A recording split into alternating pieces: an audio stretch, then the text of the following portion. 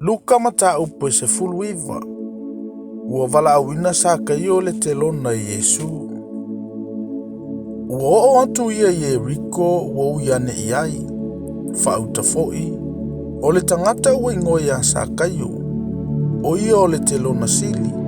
O le mauoa foi o ia.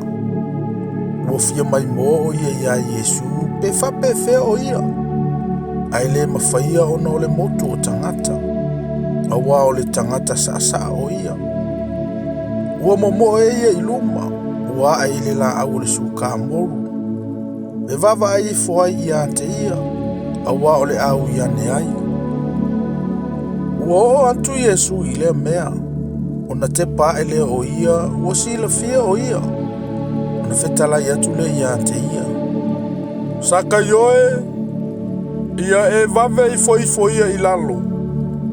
Awa e tatau ona o nofo i lo fale i le aso nei. Ona vave aluifo ai le o ia, ua tali mai i a te ia ma le fia. Ua mui umai e na iloa, ua whapeane. Ua alu atu ia i le tangata anga sala e api ai. Au atu mai sa kaio, ua whape mai i le alii. Whauta, le alii e, o le au vailua ina atu a umea ye maatitiva. A whaifoi wa ti ngā se tasi lo tuai ane. O te tau i atu ai e taifa. Ua fetala iane Yesu i ante ia. Ua o mai le whaolatanga i le ainga nei i le so.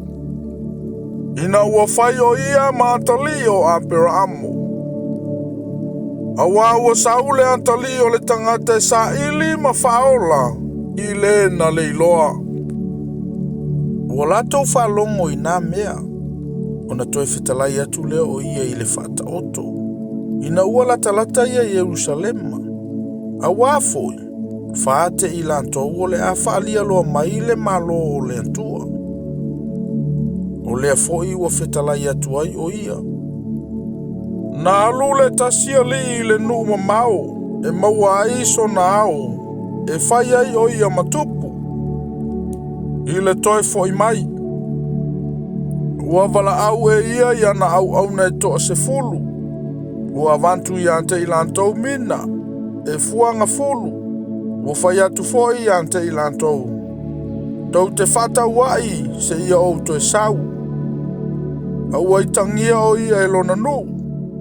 Ua lantou awina atu foi le sa vali e muli atu i ante ia ua whape atu. Mātou te le mana nao i le nā tangata e whai mō mātou tupu. Ua toi foi mai o ia ina ua maua lo nao. E whai ai o ia matupu. Ona whai ane ai lea. Ia vala awina ia au auna na ia avantu i ai tupe. Ia o mai i ante ia. Ina ia iloa ia taitasi a lātou whaatau o ua whape whea. Ona sawa i leo le tasi ua whapea mai. Le li ie, o lau mina ua mawai si mina e fuanga fulu.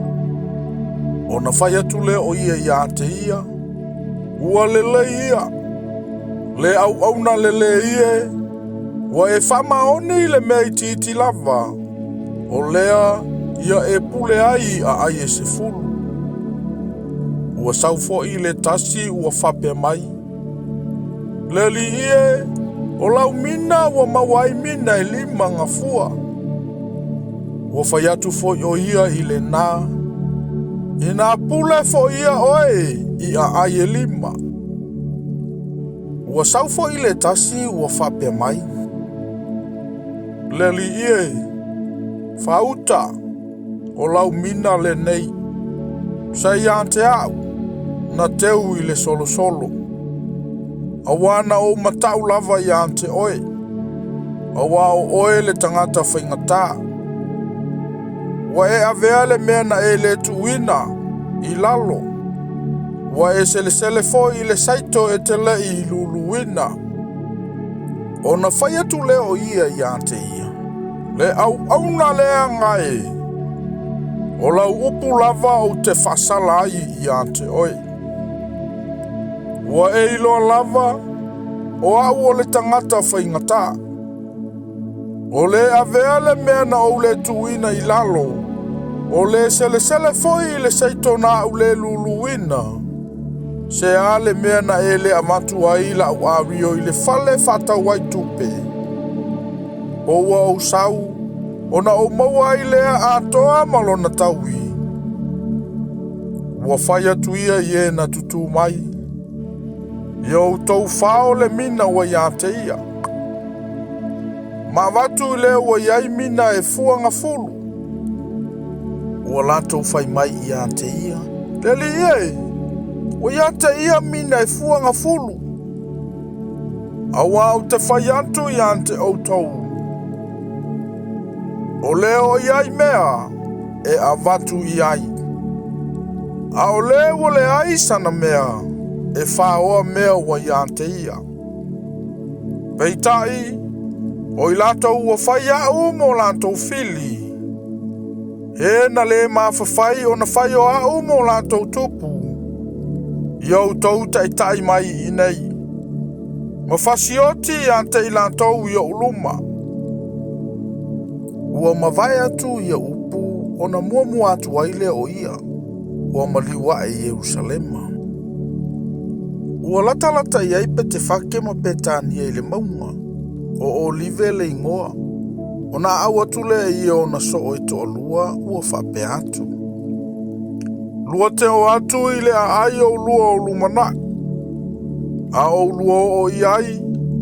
Lua te iloa le tamai asini ua noatia.